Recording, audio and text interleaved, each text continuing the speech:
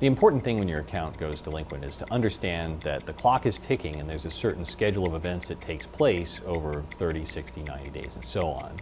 There is hope to get out if you act quickly. The important thing is acting quickly, because here's what happens to a delinquent account. Let's take a credit card account, for example. You have a revolving account that's delinquent.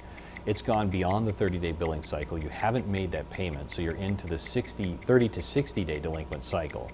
Typically, you'll get a notice, something on your statement that alerts you to the fact that it's past due. They'll probably charge you with a past due fee and make attempts to encourage you to make up for that in the next billing cycle. If it goes beyond that, you're talking about 60 to 90 days. They usually issue you, their attempts to contact you are a little more urgent, they're a little more serious, and the account typically, once it rolls to that point, has either been suspended at some point during that time temporarily until you get the account up to date.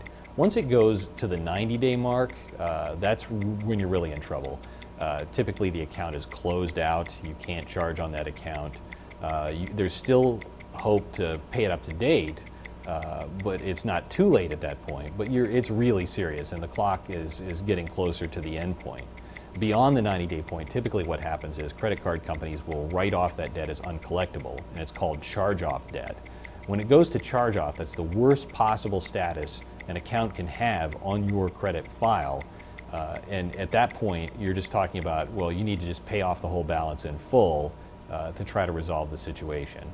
So the important part about it is catch it early. And if you're in that point where you think you're going to pay late, you're in that 30 to 60-day point, try to make attempts to contact the creditor to work out some kind of a schedule. And at that point, they're usually the most flexible in the kind of things that they can offer to get you back up to date. They can divide up the payment into certain, components, or, sometimes they even give you a temporary interest rate break. If that's not enough to get you back on track, another important thing is to reach out for help and to contact a nonprofit credit counseling agency that can then take a look at your situation, give you expert advice, and guide you to a point where you're going to be able to resolve your debt, fit it into your budget, and learn a few things about how you can manage that debt a little bit better.